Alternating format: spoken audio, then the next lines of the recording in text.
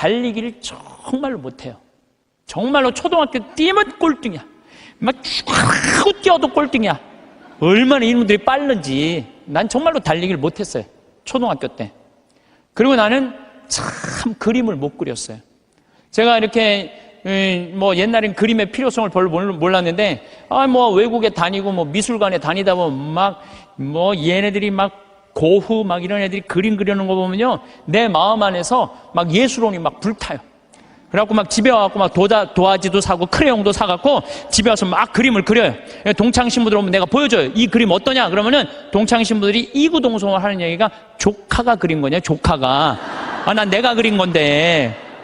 한 7살 정도 애가 내 그림을 보고 안 웃는 사람이 한 명도 없었어요. 명작이지 보고 웃는 거 보면은. 그런데 수준은 조카가 그린 그림이냐. 난 그림을 참 못 그려요. 또 나는 수학을 참 못해요. 중학교를 안 다녀서 그런지 전 중학교를 안 다니고 검정고시를 봤거든요. 그래서 수학을 못해요. 고등학교 올라가도 이해가 안 되더라고요. 지금 나는 그래서 지금 학교 다니면서 수업 시간에 자는 애들 다 느낌 아니까 걔네들 느낌 아니까 이해가 돼요. 왜냐하면 이해가 돼야지 수업 도저히 알아듣지를 못하니까. 난 수학을 정말로 못했어요. 수학을. 근데 내가 맨날 나는 왜 달리기를 못하지? 나는 왜 이렇게 키가 조그마지? 나는 왜 수학을 못하지? 나는 왜 그림을 못 그리지? 맨날 이런다면 난 불행한 사람일 거예요. 나는 그런 걸 못 가졌지만 난 뭐 가져요? 목소리가 좋잖아요. 나는 네, 목소리가 좋잖아요. 저는 제가 목소리 좋은 거 어렸을 때 어떻게 알았느냐면 애들이 막 발표할 땐 다 시끌시끌해요. 근데 내가 일어나고 발표하면 다 조용해요. 이게 귀가 확 들리나 봐요. 귀가. 그리고 제가 왜 목소리 좋은 줄 아느냐면은 사복을 입고 내가 음식점에 가서 음식을 시키면요 많은 분들이 나한테 이렇게 물어요. 내가 사복을 입었으니까 내가 누군지 어떻게 알아요? 근데 내가 음식을 딱 시키면요 저한테 딱 하는 말이 있어요. 혹시 성우시냐고. 그러니까 내가 생긴 게 잘생겼어. 키가 커. 뭐가 있어. 딱 목소리만 듣고 혹시 성우시냐고. 그래서 수도 없이 들어요. 성우시냐는 얘기를 정말 많이 들어요. 그리고 나는 내가 그 음향 박사님이 제 목소리를 분석을 해줬어요. 신부님 목소리는 톤이 높은데 굵대는 거예요. 톤이 높고 굵으면요 똑같은 단어를 얘기해도 내 말은 귀에 꽂힌다는 거예요. 내 말을. 그러니까 내가 이렇게 평화방송에 이렇게 신부님들 나와서 쭉 강론하시잖아요. 수임들 강론하시잖아요. 강의하시잖아요. 내용을 들어보면 내가 받아 적을 정도로 내용이 좋아요.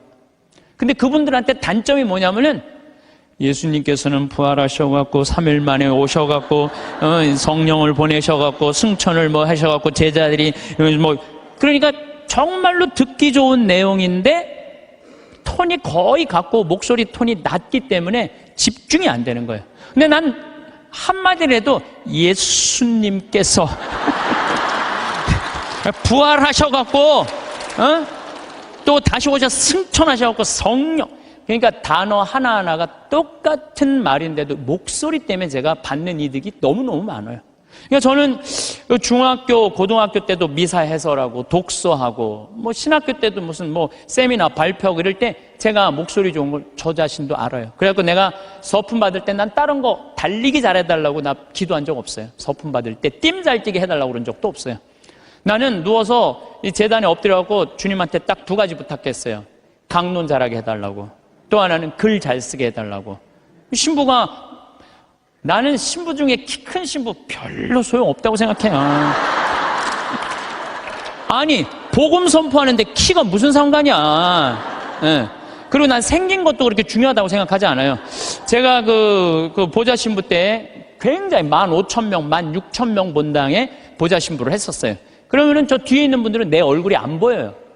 그러니까 미사참례 뒤에 하시는 분들은 끝까지 내 얼굴 몰라 1년 내내. 근데 그분들이요 10년 후 20년 후 와갖고 내 목소리 딱 들으면요 목소리가 생각이 난다는 거예요. 목소리만 좋으면 됐지 뭐 키 커서 뭐해. 그렇지 않아요? 그러니까 과연 내가 받은 게 뭘까? 내가 받은 게 뭘까? 여기 계신 분들 하느님께서 하나씩 다 주셨어요. 다 주셨어요. 신부님 전 받은 게 정말 아무것도 없는 것 같은데요. 밥 잘하는 것도 재능이에요. 밥 잘하는 것도. 나는 우리 이 주방장님, 우리 생태마을의 주방장님 있는데 정말로 음식을 맛있게 해요. 그러니까 그냥 최고의 주방장이 되는 거잖아요. 얼마나 청소 잘하는 것도 나는 재능이라고 생각해요. 정리 정돈 잘하는 사람. 우리 조카가 얼마 전에 여자 조카랑 밥을 먹는데 자기가 대학 다닐 때 고등학교 졸업하자마자 빌딩 청소한 사람이 있어요. 1,000억을 넘게 벌었대요. 자기는 항상 정리하는 걸 너무너무 좋아했대요. 빌딩을 정리하고 나면 기분이 너무너무 좋다는 거예요. 그래갖고 그렇게 해서 자기가 1,000억이 넘는, 그러니까 우리가요, 여러분들 자녀들 가운데 너무 비교하면 안 돼요. 우리 애가 너는 왜 수학경시대 1등을 못 해왔냐? 너는 왜 사법고시 합격을 못 해왔냐? 왜 달리기 잘하는 애가 왜 수학경시대 1등을 해야 돼? 달리기만 잘하면 되지. 그렇지 않아요?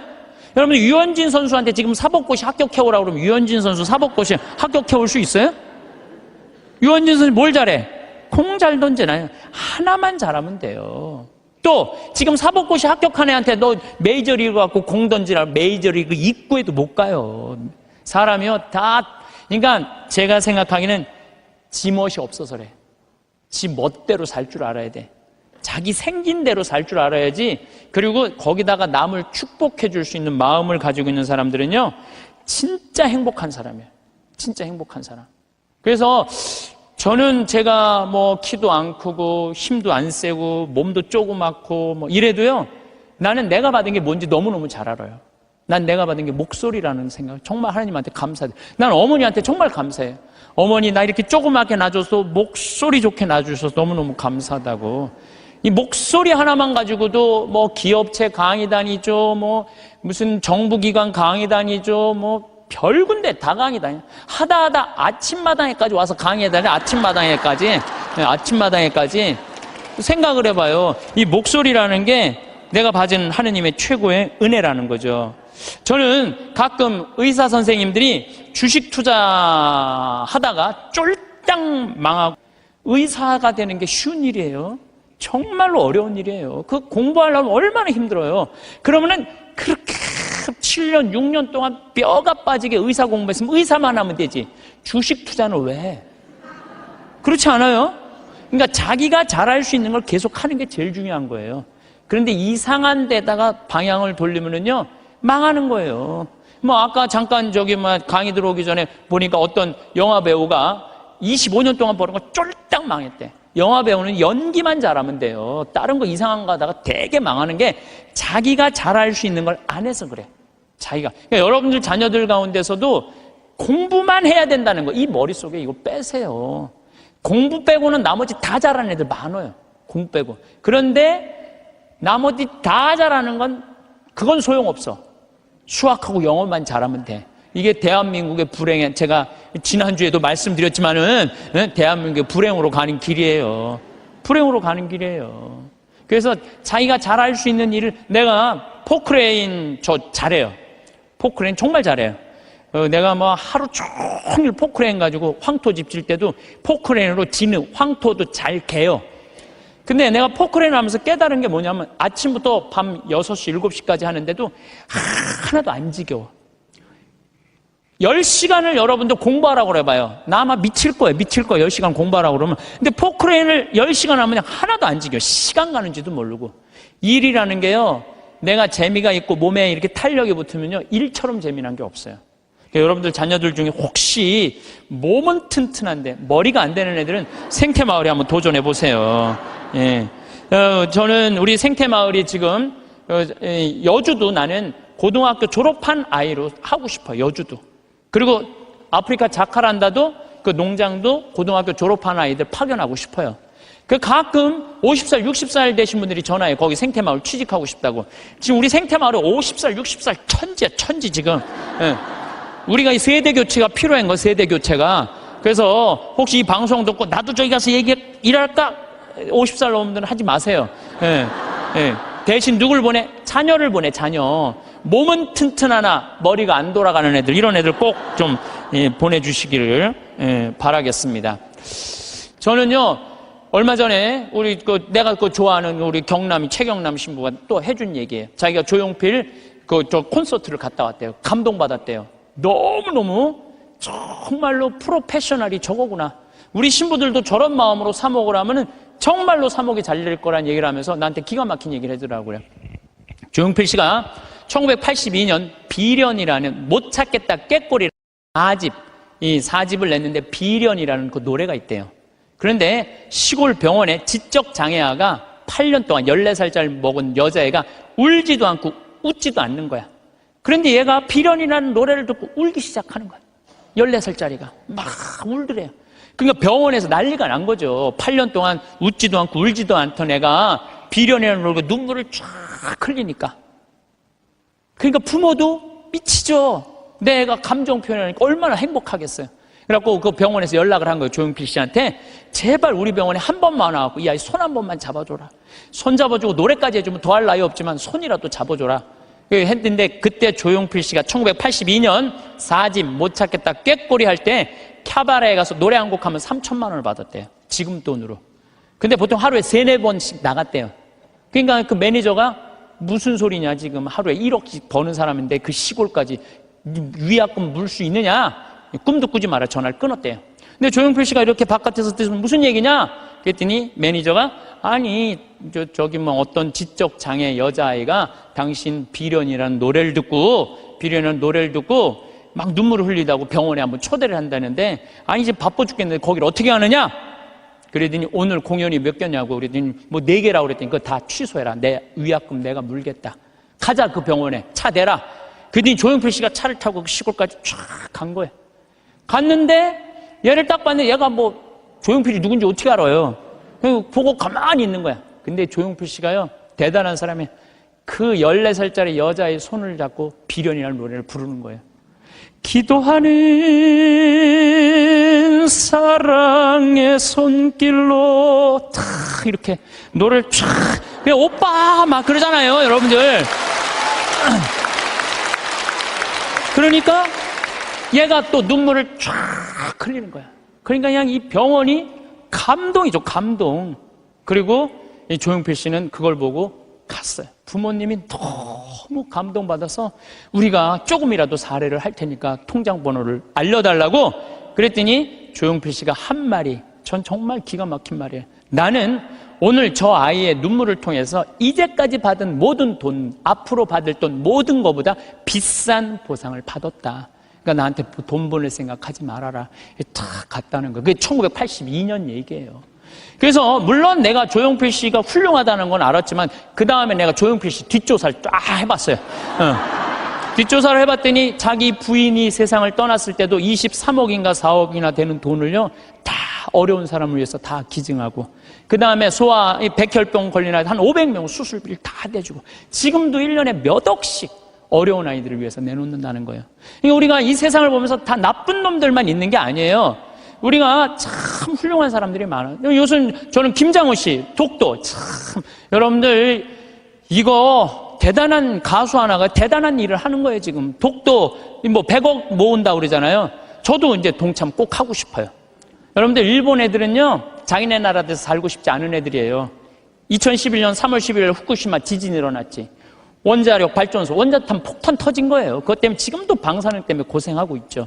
태풍이랑 태풍은 그냥 일본에 다 가서 지금 아직도 10월 30일인데 아직도 무슨 프란치스코 뭐 이거 태풍 다 살고 싶지 않은 거예요. 1905년에 일본 애들이 우리나라를 어떻게 돌아왔는지 독도는 우리 땅 그리고 우리나라 먹은 거예요.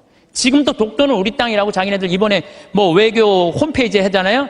한국 먹고 싶다는 거예요. 그러니까 대놓고 얘기하는 거 대놓고. 근데 정치인도 기업인도 못하는 가수 한 사람이 얼마나 대단해요. 여러분들 우리나라 속담에 이런 얘기가 있죠. 사촌이 땅을 사면 축하해줘야지 왜 배가 아파요. 저는 아예 이런 말이 대한민국에 없었으면 좋겠어요. 우리는 이런 말을 해줬으면 좋겠어요. 사촌이 땅을 사면 축하해줘야 된다. 이런 말이 있었으면 좋겠어요. 요즘 중국 사람들이 맨하탄을 다 사요. 맨하탄을. 그러니까 얼마 전에도 7억 달러짜리 맨하탄 상징 건물 하나 샀다고 그러더라고요. 근데 맨하탄에 건물을 사는데 그렇게 대기업가도 사지만 뉴욕에 사는 중국 사람들 40명이 모여갖고요. 40명이 돈을 모아요. 돈을 모아갖고 건물 하나 사는 거예요. 건물을 사갖고 거기에 이제 새 들어 사는 우리나라 사람들, 무슨 뭐 베트남 사람들, 또 멕시코 사람들 이런 사람들을 어떻게 내보내냐면 세를 전부 다 올려요. 그럼 세를 감당을 못하니까 다 나가잖아요. 그럼 중국 사람들한테 다 주는 거예요. 그래갖고 자기네들끼리 상권을 형성하는 거죠. 그래서 그걸 우리가 화교 그런 지역을 그러잖아요. 차이나타운이라고 그러잖아요. 차이나타운. 중국이요, 여러분들 해외에 나가 있는 중국 사람들이 3,500만 명이 나가 있대요. 그런데 이 사람들의 자본이 얼마냐면 2조 달러래. 2조 달러. 우리나라가 1년에 수출입 다 합쳐갖고 1조 달러예요. 우리나라 1조 달러. 근데 얘네들 자본이 2조 달러를 어떻게 하느냐면은 자기 본토에다가 다 투자하는 거야. 그러니까 나가 있는 중국 사람들이 본토에 투자하고 또 나가서 자기네들끼리 또 상권을 형성해갖고 돈을 모아갖고 건물을 사고 자기네들끼리 뭉쳐서 사는 거예요. 말레이시아의, 인도네시아의 재정은 70%, 말레이시아도 마찬가지고 중국 사람들이 모든 상권을 다 줘요. 근데 우리나라는 사촌이 땅을 사면 배가 아프다는 이 잘못된 이런 나쁜 이 우리들의 속담이라고 그럴 수도 없고 정말 이런 말은 없어야 돼요. 사촌이 땅을 사면 어떻게 해줘야 돼? 축하해줘야죠. 근데 우리는 남 잘 되는 꼴을 못 봐. 누가 좀 조금만 뜨면은 그 사람 그냥 깎아내리기가 바빠. 이래서는요, 이 세계 속에서요, 살아갈 수가 없어요. 개인으로도 불행하지만 국가적으로도 불행하다는 거예요. 중국 사람들보다 더 무서운 사람이 누구냐면 유대인이에요, 유대인. 유대인들은요, 얼마나 무시무시하냐면은, 폴란드에서 사는 유대인, 러시아에서 사는 유대인들이, 여기서는 도저히 못 살겠다. 미국으로 가야 되겠다. 미국에 딱 가면, 공항에 딱 내리면은요, 이민자 협회 회가 있어요. 그래갖고 그 사람을 아파트를 빌려주고 또 취직까지 다 시켜줘요. 그 사람이 일었을 때까지 잘해줘요. 근데 우리나라는 공항에 딱 어리삐리하고 도착하면은 이거 그냥 갖고 싸들어온 돈 다 등쳐먹기 바빠. 이게 너무 큰 차이가 나는 거예요. 그러니까 지금 미국의 주요 백화점은 누가 다 쥐고 있냐면 유대인이 다 쥐고 있어요. 유대인이 다 쥐고 있는데 유대인들은 자기 백화점의 입점을 누구 제일 먼저 받느냐면 유대인이 만드는 물건부터 제일 먼저 받아들여요. 그러니까 얘네들이 잘 살 수밖에 없죠. 그 유대인들이 그래갖고 돈을 모으잖아요? 그럼 자기 돈은 누구한테 맡기냐? 유대인 은행에 갖다 맡겨요. 유대인 은행에 갖다 맡겨요. 무슨 소송이 나오면 누구한테 맡겨? 유대인 변호사한테 맡겨요. 아프잖아요? 누구한테 가요? 유대인 의사한테 가요. 그러니까 이 유대인들은요, 어느 정도냐면은, 이 미국의 부의 한 50%를 유대인이 쥐고 있대요. 그 중에 미국 부자의 30%는 유대인이래요. 철저하게 민족끼리 돕는 거예요. 사촌이 땅을 사면 배가 아픈 게 아니라 사촌이 땅을 살 수 있도록 도와주는 거죠. 시기심이 없는 거죠, 시기심이. 근데 우리 시기심이 너무 많아. 이 출애굽기 22장 24절에서 25절을 보면 너희가 나의 백성에게 너희 곁에 사는 가난한 이에게 돈을 꾸어 주었으면 그에게 채권자처럼 행세해서도 안 되고 이자를 물려서도 안 된다. 너희가 이웃의 겉옷을 담보로 잡았으면 해가 지기 전에 돌려주어야 한다. 이게 유대인들은요, 민족끼리는 서로 책임진다. 이게 철저해요.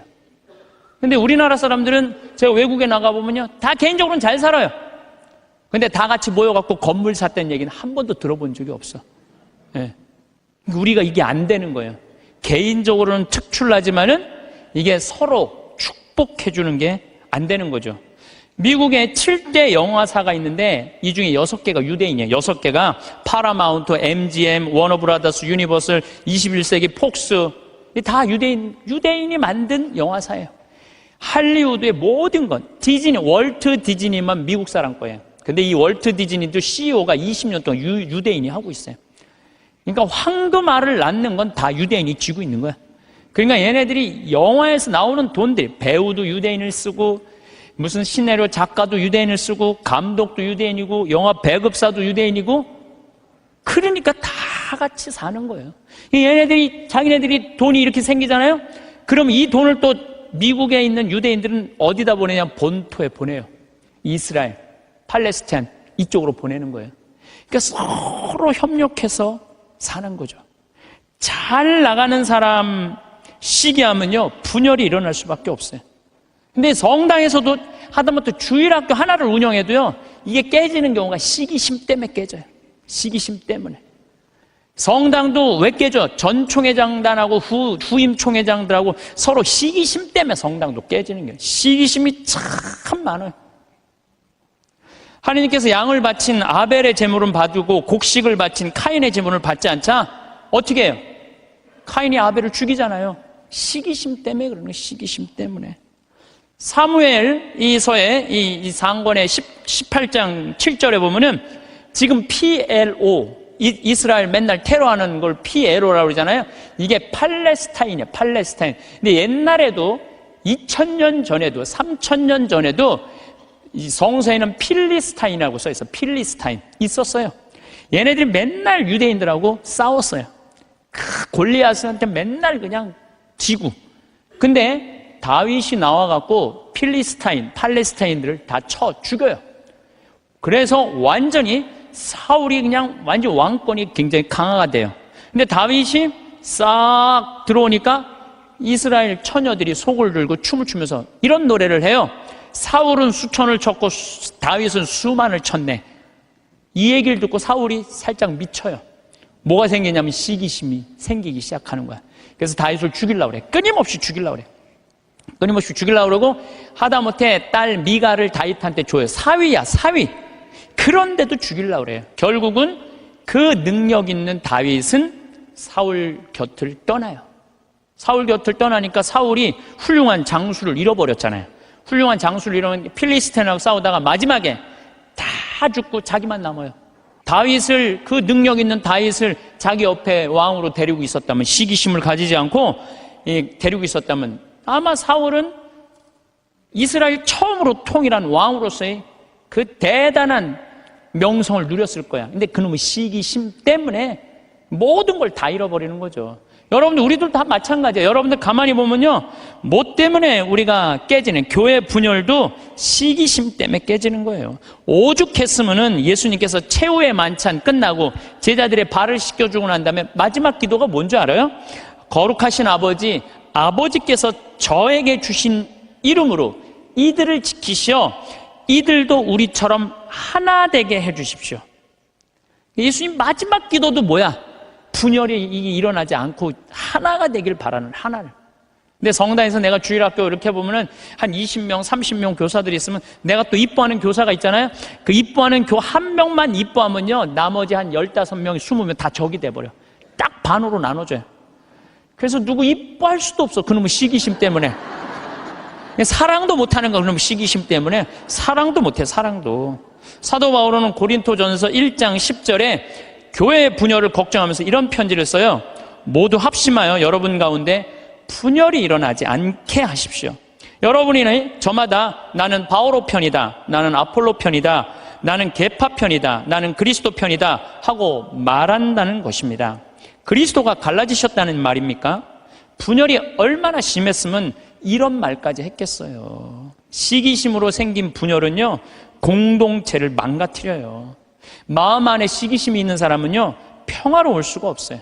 뭐 여러분들 잘 알겠지만 이 영화 아마데우스의 그 모차르트하고 살리에르라고 그랬잖아. 살리에르가 너무 모차르트를 시기해갖고 마지막에 모차르트 막 계속 힘들게 작곡 이때까지 해야 된다 그러면서 그냥 거기에 그냥 막 모차르트가 막 해갖고 모차르트도 빨리 죽지만 살리에르도 결국은 정신분열로 정신병원에서 생을 마감을 해요.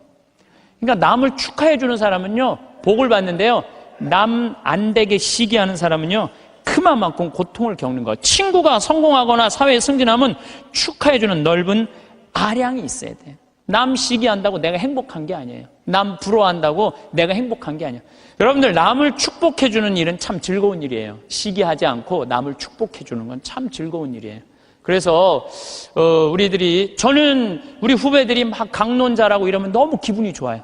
나 우리 생태마을에 이제 부관장 신부들이 3분이 이제 지금 왔다 갔는데, 저는 이제 강의는 내가 하지만 미사 강론은 부관장 신부님들이 되게 해요.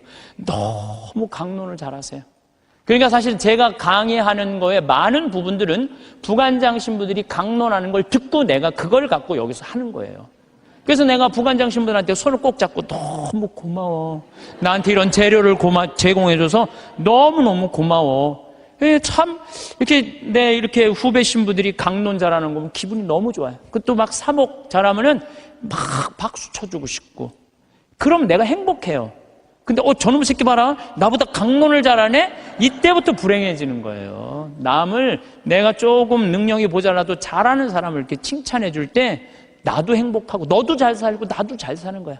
중국 애들이 지금 본토는 뭐 하느님 안 믿어갖고 엉망이지만 나가 있는 중국 사람들은 대단하거든. 유대인은 말할 것도 없고, 유대인들은 말할 것도 없고. 나는 우리나라가요, 사촌이 땅을 사면 축하해 준다.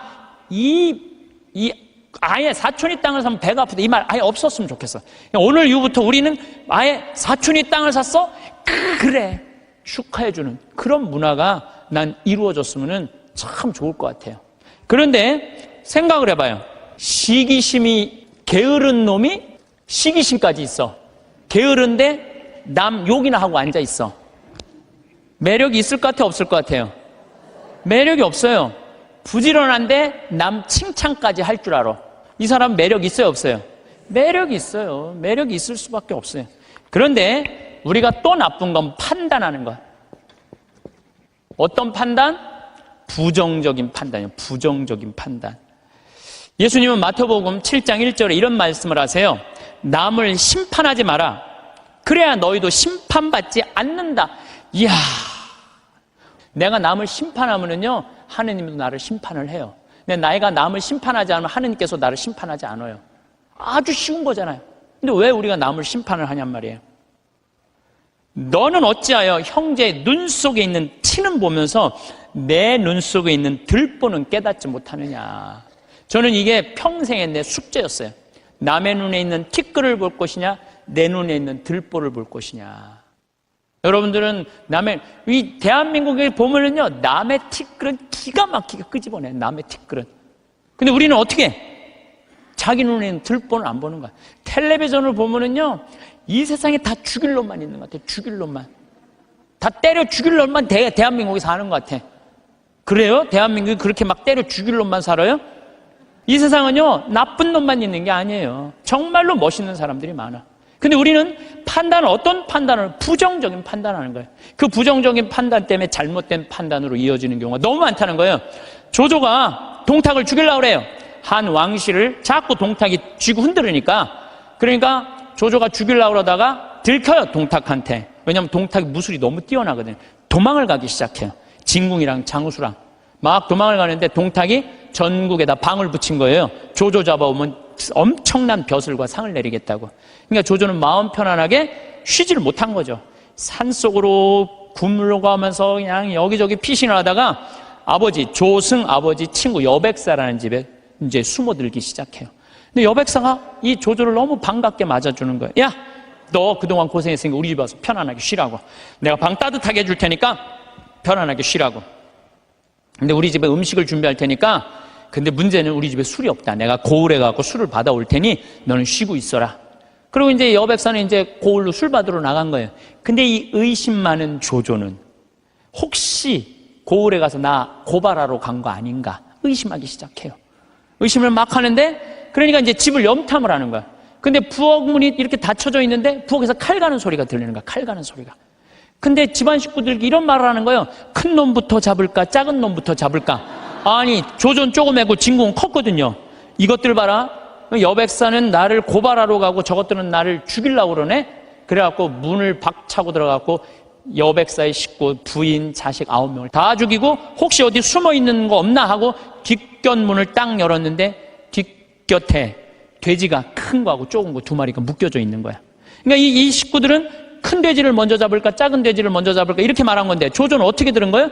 큰 놈을 먼저 잡을까, 자기를 잡는 줄 알고 죽인 거죠. 자기의 잘못된 판단 때문에 그렇다는 거예요. 여러분들, 우리가 정말 판단이 다 옳아요? 여러분들? 그래갖고 조조가 막 도망을 가요. 도망을 가는데 술을 받아서 기분 좋게 오는 조승을 길에서 여백사를 만나요. 그 자리에서 죽여요, 조조가. 왜? 한 번 잘못한 걸 덮기 위해서는 더 큰 거짓말을 하고 더 큰 잘못을 저지르는 거예요. 그래서 여기 계신 여러분들은 정말로 내 눈에 있는 뭘 봐야 돼? 들보를 볼 생각을 해요. 남의 눈에 있는 티끌 꺼낼 생각하지 말고.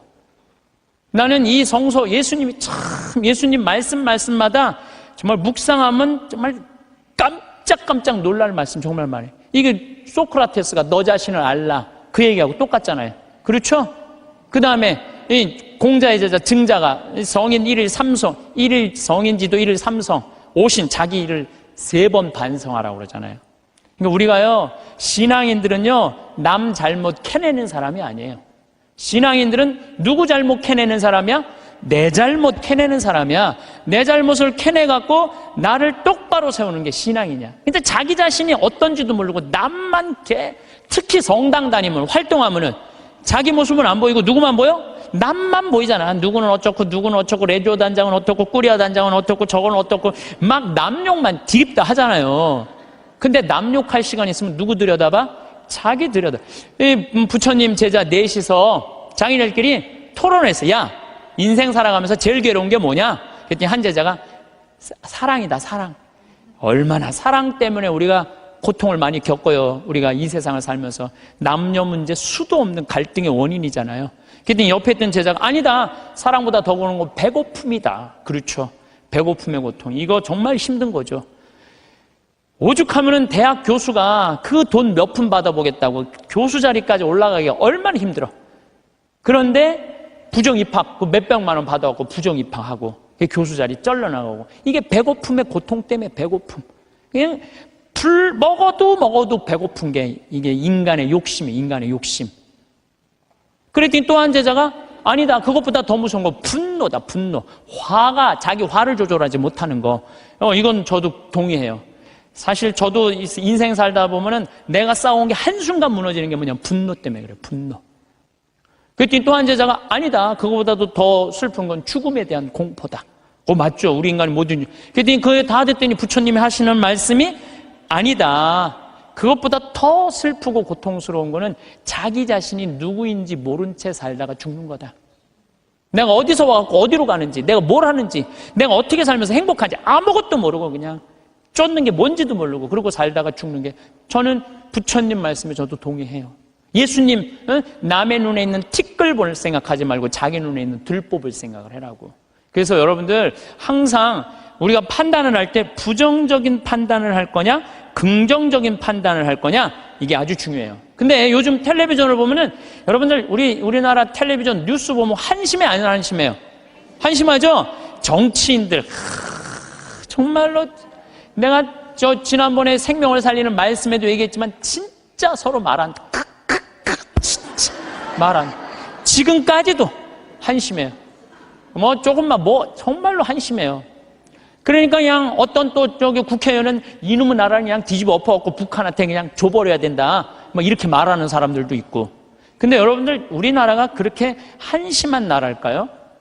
저는요, 5,000년 역사상, 우리나라가 5,000년 역사상 지금처럼 잘 먹고 잘 사는 적은 없어요.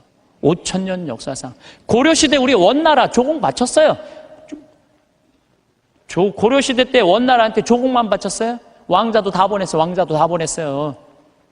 조선시대는 명나라, 청나라 다 조공 바치고 다 왕자들 다 보내고 소현세자 이런 사람들 다 가 있는 거예요. 다.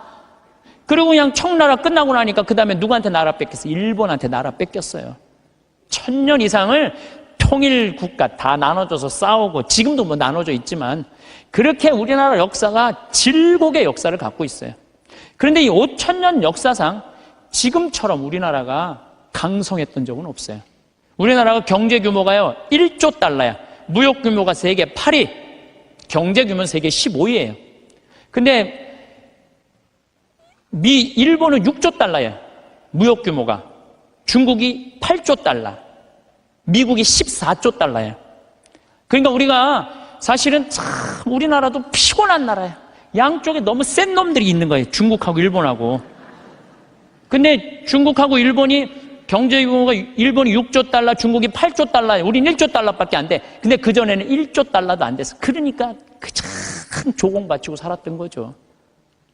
그런데도 또 전 세계에서 일본 놈하고 중국 놈 무시하는 것도 대한민국 사람밖에 없어요, 또. 근데 제 생각엔 그래요. 제 생각에는 그래도 5,000년 역사를 보면 지금처럼 우리가 잘 살고 잘 먹고 잘 사는 적이 없어요. 여러분들, 우리나라 차 잘 만들어요. 차 잘 만들어요.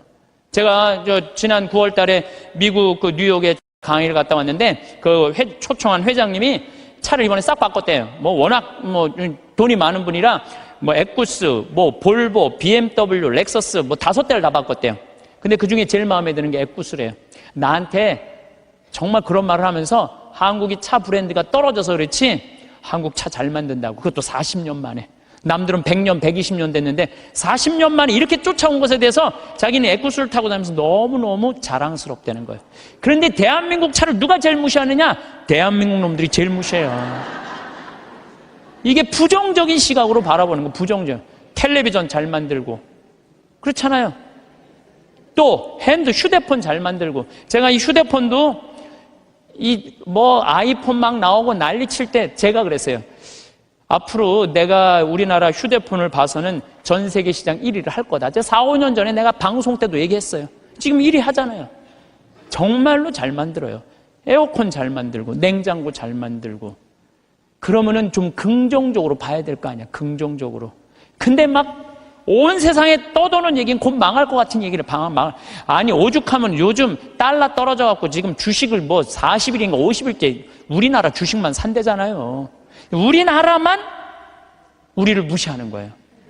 이러면 안 된다는 거예요, 여러분들. 제가 개인적인 판단도 문제가 있지만은 국가 전체의 분위기도 부정적인 생각. 나는 요즘 이렇게 텔레비전을 보면 진짜 좀 죄송한 얘기지만은 언제 나라에서 늙었다고 용돈 준 적이 언제 있어요? 5,000년 역사상.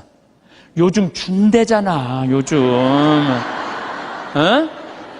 아니, 늙었다고 나라에서 용돈 준대잖아. 65세 넘었다고. 그러지 않아요? 근데 여러분들 이거 언제부터 줬어요? 10년 전부터 줬어요, 용돈.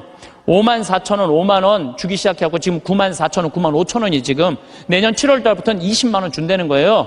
물론 100% 다 주면 좋지만 상위 30%는 안 주고 하위 70%는 준다는 거예요. 20만원.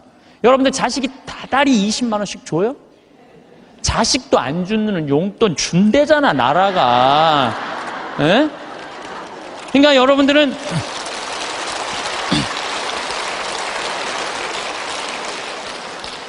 여러분들은 자식이 잘 되길 바라지 말고 누가 잘 되길 바라? 나라가 잘 되길 바래. 제가 장담합니다. 앞으로 우리나라가 3만 달러, 4만 달러 넘었으면은요, 여러분들 65세 넘은 분들 30만 원, 50만 원, 60만 원 다 넘어가요, 용돈. 그렇게 주게 돼 있어요. 그러니까 여러분들은 우리나라가 긍정적인 마음으로 정말 나라가 융성할 수 있는 그런 마음으로 나라가 잘 되길 바라야 되는데 우리는 입만 열면 조금 있으면 망해야 된다고, 조금 있으면 망해야 된다고 이렇게 말하면은요, 그래서 그게 개인적으로나 국가적이나 사회적이나 부정적인 눈으로 세상을 보면 안 돼요. 우리 생태마을에 주창덕 씨라고 북에서 넘어온 탈북자가 한 명이 일을 하고 있어요.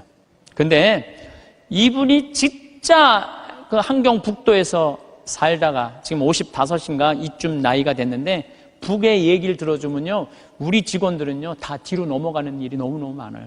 이 사람들은요 쌀 구경한 적 없대요.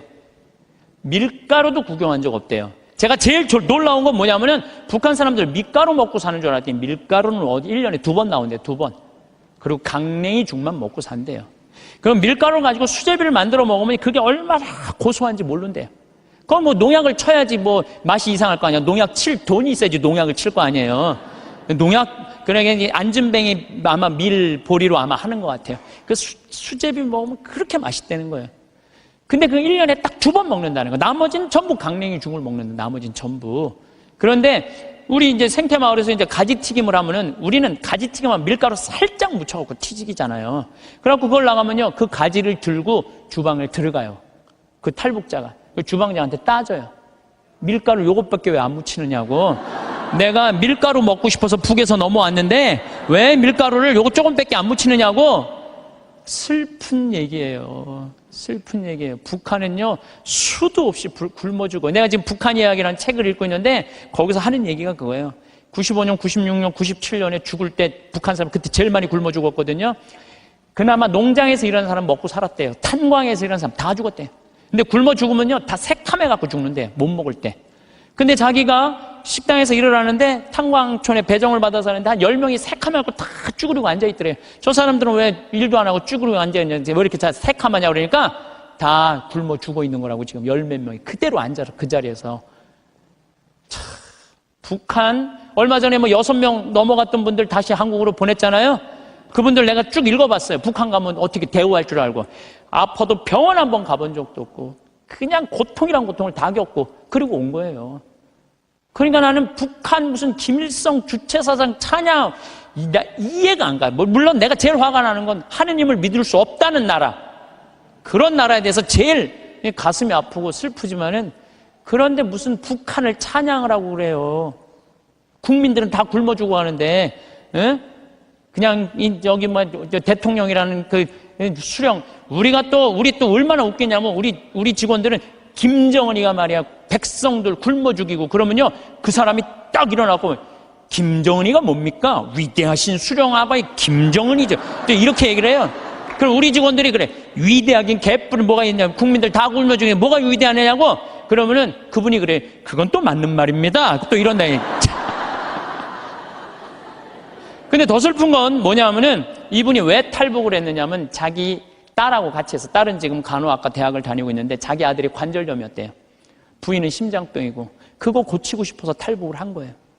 그래갖고 이제 돈을 이제 우리 생태마을에 이제 돈을 조금씩 모아갖고 좀만 기다리면은 자기가 가서 데리고 올 텐데 안 기다린 거야. 이 아들하고 부인이 이번 여름에 압록강을 건넌 거예요. 압록강을 건넜는데 기다렸는데 연변에서 만나는 사람이 못 만났다고 전화가 온 거예요. 아니 그냥 우리 생태마을에서 저녁에 밥을 먹으면 얼굴이 하얘갖고 아주 다 죽어가더라고. 그래서 내가 물어봤어. 왜 그러느냐고. 뭐 주창덕 형제.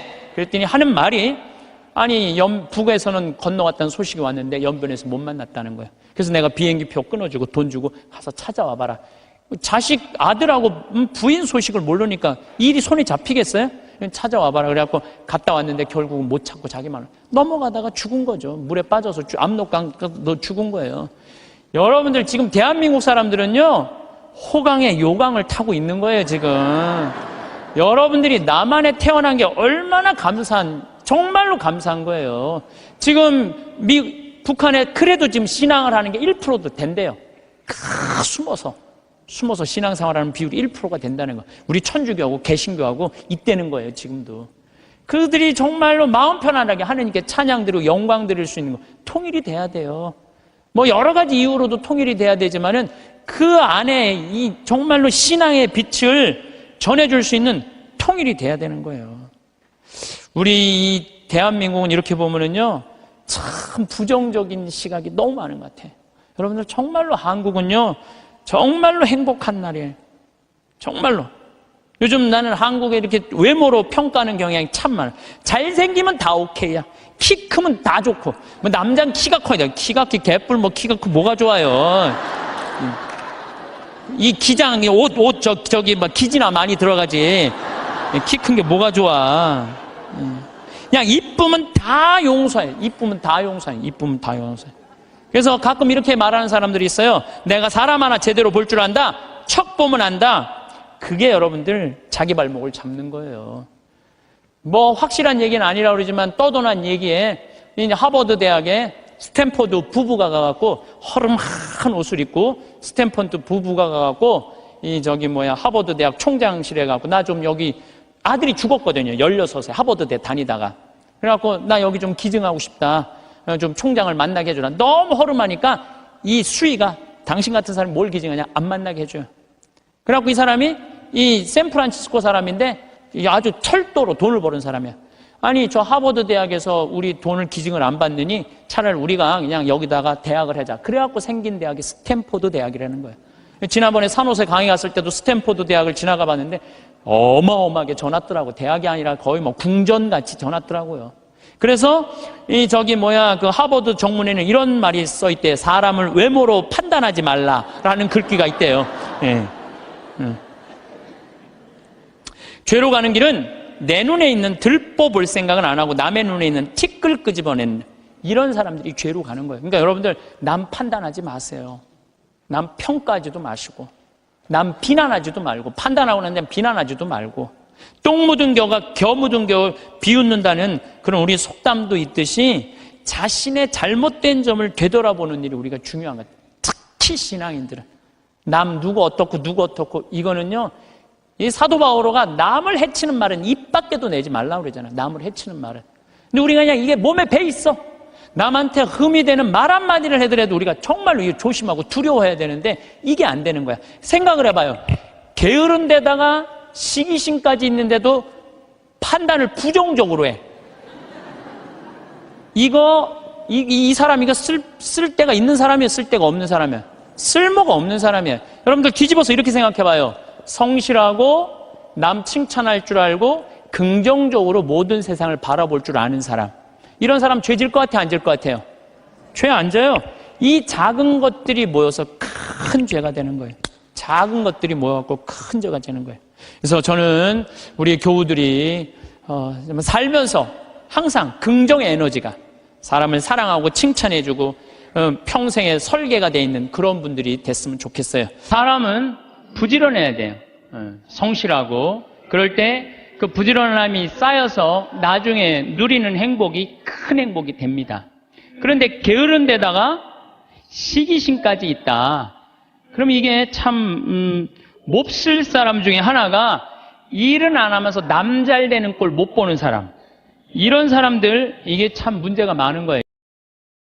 삶의 만족은 화려한 외부의 성취나 남들의 인정에서 나오는 것이 아닙니다.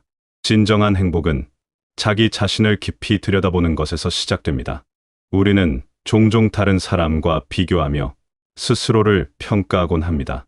하지만 이런 비교는 우리를 더욱 불안하게 만들 뿐입니다.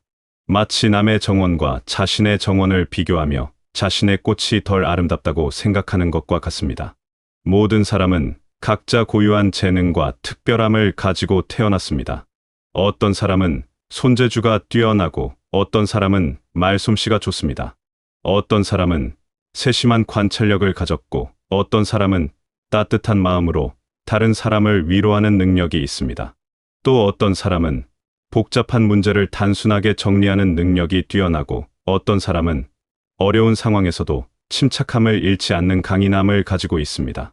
이런 재능들은 크고 작음을 떠나 모두 소중합니다. 자신의 재능을 발견하는 것은 하루아침에 이루어지지 않습니다.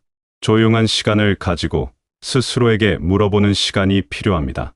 무엇을 할 때 가장 즐거운가요? 어떤 일을 할 때 시간이 빠르게 지나가는 것처럼 느껴지나요? 다른 사람들이 여러분에게 자주 도움을 요청하는 분야가 있나요? 어떤 활동을 할 때 자연스럽게 몰입하게 되나요? 이런 질문들을 통해 자신만의 독특한 능력을 찾을 수 있습니다. 때로는 너무 당연해서 재능인지 모르고 지나치는 것들이 있습니다. 다른 사람들이 어려워하는 것을 쉽게 해내는 것이 바로 여러분의 재능일 수 있습니다. 재능을 발견했다고 해서 끝이 아닙니다. 그 재능을 소중히 여기고 꾸준히 키워나가는 과정이 더욱 중요합니다. 작은 재능이라도 정성을 들여 가꾸면 놀라운 결실을 맺을 수 있습니다. 마치 작은 씨앗이 햇빛과 물을 받아 큰 나무로 자라는 것처럼 말입니다. 재능을 키우는 과정에서 우리는 인내심을 배우게 됩니다. 처음에는 잘 되지 않는 것 같아도 꾸준히 노력하다 보면 어느새 실력이 늘어있는 자신을 발견하게 됩니다. 자신의 재능을 인정하고 개발하는 과정에서 우리는 진정한 자존감을 느끼게 됩니다. 이는 다른 사람의 칭찬이나 인정에 의존하는 것이 아닌 내면에서 우러나오는 건강한 자신감입니다. 자신의 가치를 스스로 인정할 수 있게 되면 타인의 평가에 휘둘리지 않고 당당하게 살아갈 수 있습니다. 더 나아가 자신의 재능을 통해 다른 사람들에게 도움을 줄 수 있을 때 우리는 더욱 큰 성취감을 느끼게 됩니다. 자신만을 위한 능력이 아니라 세상에 선한 영향력을 미치는 도구로 사용될 때 그 재능은 더욱 빛이 납니다. 하지만 모든 사람이 뛰어난 재능을 가진 것은 아닙니다. 때로는 자신에게 특별한 능력이 없다고 느낄 수도 있습니다. 그럴 때는 재능의 정의를 좀 더 넓게 생각해 보시기 바랍니다.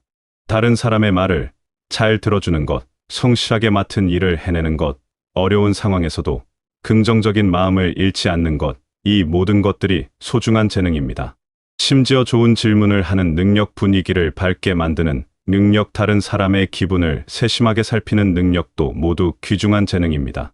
자신의 재능에 감사하는 마음을 가지는 것도 중요합니다. 작은 능력이라도 그것이 여러분만의 고유한 선물임을 인식하고 소중히 여겨야 합니다. 감사하는 마음으로 재능을 바라볼 때 그 능력은 더욱 발전하고 성장할 수 있습니다. 자신에 대한 이해를 바탕으로 이제는 세상을 바라보는 시선을 다듬어야 할 차례입니다. 우리가 세상을 어떻게 바라보느냐에 따라 삶의 질이 크게 달라집니다. 같은 상황이라도 긍정적으로 바라보는 사람과 부정적으로 바라보는 사람의 경험은 완전히 다릅니다. 현대 사회는 문제점과 부족함에 집중하는 경향이 있습니다. 뉴스는 대부분 부정적인 소식으로 가득하고 사람들의 대화도 불만과 걱정으로 시작되는 경우가 많습니다. 하지만 이런 환경에서도 우리는 의식적으로 긍정적인 시각을 기를 수 있습니다. 부정적인 정보에 계속 노출되다 보면 세상이 어둡고 희망이 없는 곳처럼 느껴집니다. 하지만 실제로는 좋은 일들도 매일 일어나고 있습니다.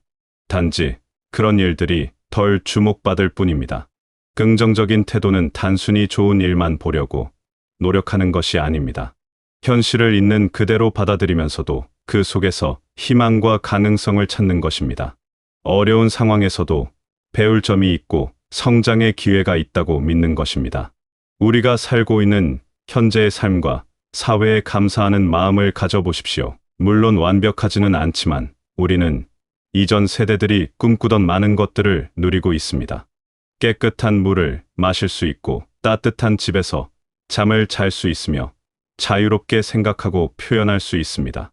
필요한 정보를 쉽게 얻을 수 있고 멀리 있는 사람들과도 소통할 수 있습니다. 아플 때 치료받을 수 있는 병원이 있고 위험할 때 도움을 요청할 수 있는 시스템도 갖춰져 있습니다. 특히 우리가 살고 있는 대한민국은 놀라운 발전을 이룬 나라입니다. 불과 몇십 년 만에 가난에서 벗어나 선진국 대열에 합류했습니다. 민주주의를 이뤄냈고 개인의 자유와 권리를 보장받게 되었습니다. 이런 것들을 당연하게 여기지 말고 소중히 여기는 마음을 가져야 합니다. 감사하는 마음은 우리의 시각을 바꿔줍니다. 부족한 것에 집중하던 눈이 가진 것의 소중함을 보게 됩니다. 불평하던 입이 고마움을 표현하게 됩니다. 이런 변화는 우리의 일상을 더욱 풍요롭게 만들어줍니다. 긍정적인 태도는 전염성이 있습니다. 여러분이 밝고 긍정적인 에너지를 발산하면 주변 사람들도 영향을 받게 됩니다. 가족이 더 화목해지고 이웃과의 관계가 더욱 따뜻해집니다. 작은 변화가 점점 더 큰 변화를 만들어내는 것입니다. 한 사람의 미소가 다른 사람의 하루를 밝게 만들고 한 사람의 격려가 다른 사람에게 용기를 줄 수 있습니다. 이런 선한 영향력의 연쇄 반응이 우리 사회를 더욱 따뜻하고 살기 좋은 곳으로 만들어갑니다. 하지만 긍정적인 태도를 갖는다고 해서 현실의 문제를 무시하라는 것은 아닙니다. 문제가 있으면 해결하려고 노력해야 하고 잘못된 것은 바로잡아야 합니다. 다만 그런 과정에서도 절망하지 않고 희망을 잃지 않는 것이 중요합니다. 세상을 따뜻하게 바라보는 시선은 하루아침에 생기지 않습니다. 의식적인 노력과 꾸준한 연습이 필요합니다. 매일 작은 것에라도 감사하는 마음을 갖고 좋은 점을 찾으려고 노력해 보십시오. 처음에는 어색할 수 있지만 점차 자연스러워질 것입니다. 아침에 눈을 뜰 수 있음에 감사하고 건강한 몸으로 하루를 시작할 수 있음에 감사하며 사랑하는 사람들이 곁에 있음에 감사하는 마음을 가져보십시오. 건강한 관계와 성숙한 인격은 타인을 향한 날카로운 판단에서가 아니라 자신을 향한 깊은 성찰에서 비롯됩니다. 우리는 다른 사람의 잘못은 쉽게 보면서도 자신의 허물은 잘 보지 못하는 경향이 있습니다. 이런 태도는 인간관계를 어렵게 만들고 자신의 성장을 가로막습니다. 다른 사람을 비난하는 것은 쉽습니다. 그들의 행동이 마음에 들지 않을 때, 그들의 성격이 우리와 다를 때 우리는 본능적으로 그들을 비판하고 싶어 합니다. 하지만 이런 비난은 문제를 해결하지 못할 뿐만 아니라 오히려 관계를 악화시킵니다. 비난은 상대방을 방어적으로 만들고 소통을 막는 벽을 쌓습니다. 진정한 해결책은 비난이 아니라 이해와 대화에서 나옵니다. 사람마다 다른 환경에서 자라왔고 다른 경험을 했습니다. 그래서 생각하는 방식도 행동하는 방식도 다를 수밖에 없습니다. 우리가 당연하다고 생각하는 것이 다른 사람에게는 전혀 당연하지 않을 수 있습니다. 이런 차이를 인정하고 받아들이는 것이 성숙한 태도입니다. 다름을 틀림으로 보지 않고 다양성으로 받아들일 때 우리는 더 넓은 세상을 경험할 수 있습니다. 다른 사람의 관점을 통해 우리는 새로운 것을 배우고 성장할 수 있습니다. 타인을 비판하기보다는 그들을 이해하려고 노력해 보십시오. 그들이 그런 행동을 하는지 그들의 입장에서 생각해 보십시오. 완전히 이해할 수는 없더라도 최소한 그들도 나름의 이유가 있다는 것을 인정할 수 있을 것입니다. 무엇보다 중요한 것은 자기 성찰입니다. 다른 사람의 잘못을 지적하기 전에 먼저 자신을 돌아보는 것입니다. 혹시 내가 같은 실수를 하고 있지는 않은지, 내가 완벽한 사람인지 스스로에게 질문해 보십시오. 자기 성찰은 겸손을 가르쳐 줍니다. 자신의 한계와 부족함을 인정할 때 우리는 다른 사람들의 실수에 대해서도 더욱 관대해질 수 있습니다. 완벽하지 않은 존재끼리 서로 이해하고 도와가며 살아가는 것이 인간사의 아름다운 모습입니다. 물론 잘못된 것을 잘못되었다고 말하는 것은 필요합니다.